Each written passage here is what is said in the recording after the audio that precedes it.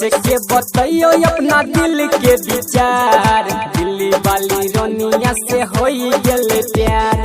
कैसे के बताइयो अपना दिल के विचार, दिल्ली वाली रोनिया से होई गेले प्यार। पता नहीं हमारा चलल रे कोन के दिलवा लगल रे, सोच के दिल धर कोई बार।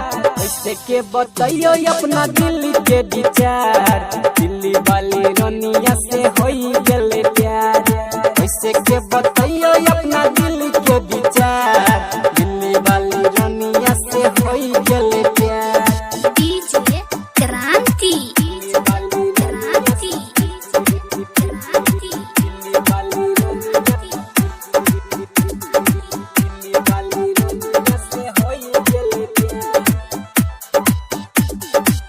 करेला तरफ नैना छैबू बड़ी खास रे, देखी के वो कर सूरत मिटै छै दिल के प्यास रे, मिटै छै दिल के प्यास रे, मिटै छै दिल के प्यास रे।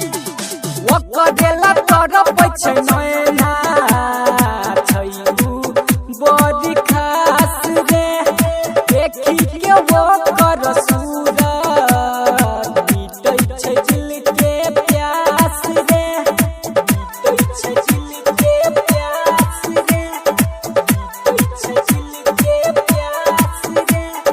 बचपन से रहै साथी हमार, दिल्ली वाली रोनिया से होई गेले प्यार। कैसे के बताइयो अपना दिल के विचार, दिल्ली वाली रोनिया से होई गेले प्यार। पता नहीं हमारा चलल रे कोन के दिलवा लगल रे, सोच के दिल धर कोई बार। कैसे के बताइयो अपना दिल के विचार, दिल्ली वाली रोनिया से होई गेले प्यार। कैसे के बताइयो अपना दिल के विचार, दिल्ली वाली रोनिया से होई गेले प्यार। मैथिली रिकॉर्डिंग स्टूडियो खिटौना बाजार। दिल्ली वाली रोनिया, दिल्ली वाली रोनिया से होई गेले प्यार। कहै छोड़ाई डरती के सुनै ने तू बात के, आबै ने नींद हमारा ओकरा बिना रात के, ओकरा बिना रात के, ओकरा बिना रात के।